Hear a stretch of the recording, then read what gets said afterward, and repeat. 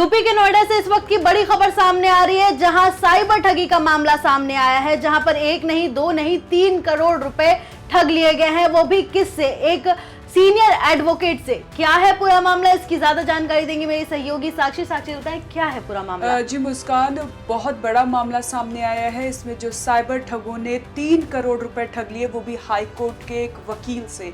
आपको बता दें मुस्कान, इन जालसाजों ने ऐसा जाल बिछाया कि उनके चुंगल में आके एक बार, दो बार, तीसरी बार में उन्होंने 3 करोड़ का पेमेंट कर दिया। मुस्कान, जो लॉयर है, इन जालसाजों ने उसको ऐसे फंसाया कि बोला उसको कि उसके आधार कार्ड का जो नंबर है वो अवैध हथियार तस्करी में प्रयोग किया जा रहा है, जिसको लेकर उनके ऊपर केस दर्ज हो गया और वो जेल भी जा सकते हैं। ऐसा उनको 10 जून को ये कॉल आती है। जालसाजों से वो डर जाते हैं, फिर वो सकपका के हड़बड़ी में वो बोलते हैं कि अब मुझे आगे क्या करना पड़ेगा। ऐसे 1 to 1 वो कनेक्ट करता है उनका पूरा जाल। फिर वो अपने गिरोह के दूसरे मेंबर का नंबर देता है, जिसमें वो बोलता है कि ये आपको एनओसी देंगे, आपको बचा सकते हैं जेल जाने से, केस में आपको राहत मिल जाएगी। तो वो क्या करते हैं, दूसरे अपने गिरोह का जो साथी है उसका नंबर दे देते हैं, जिसके बाद वो ऐसे करते करते पूरे इस बड़े जाल में फंस जाते हैं। और जिसके बाद वो एक नहीं, दो नहीं, 3 करोड़ मुस्कान, उनकी एफडी भी टूट जाती है। और जो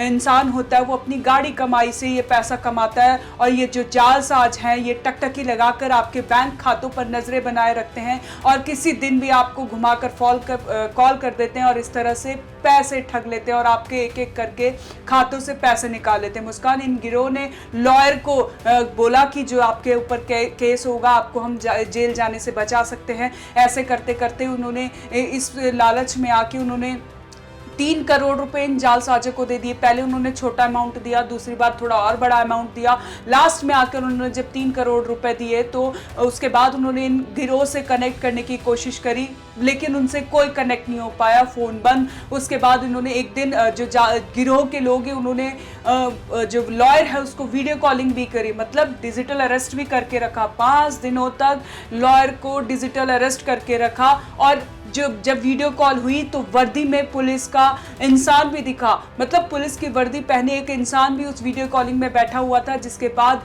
ताकि जो लॉयर है उसको यकीन हो सके। आप देख सकते हैं दिल्ली एनसीआर में किस तरह से ये साइबर जो क्रिमिनल हैं किस तरह से एक्टिव हैं, सक्रिय हैं, पुलिस की वर्दी पहनकर कभी आपके अपना बनकर पैसे ठग रहे हैं और बड़े साइबर अपराध को अंजाम दे रहे हैं। मुस्कान जी साक्षी जी, ये बहुत बड़ा जो है भांडा फोड़ हुआ है, लेकिन एक बड़ा सवाल खड़ा हो रहा है कि आखिर इस ठगों का पता कैसे चल पाया कि ये ठग है और इनके साथ ये इतने करोड़ रुपए की ठगी कर चुके हैं। जी मुस्कान, ये बड़ा सवाल है। मैं आपको बता दूं कि जब शख्स को 5 दिन तक डिजिटल अरेस्ट करके रखा और 3 करोड़ लेने के बाद उसका ना कोई फ़ोन उठा, क्योंकि इन लोगों ने, गिरोह ने उनको एक प्रॉमिस किया था कि आपका जब आप ये पैसे आप हमको जो दे रहे हैं वो आपका जब पूरा केस ख़त्म हो जाएगा हम आपको ये पैसे रिफंड कर देंगे। तो उसी के बाद अपने केस के बारे में ही लॉयर ने जो फर्जी केस बता रहे थे तो लॉयर ने उसी के बारे में पूछने के लिए कॉल की तो उनका फ़ोन नहीं लग रहा था,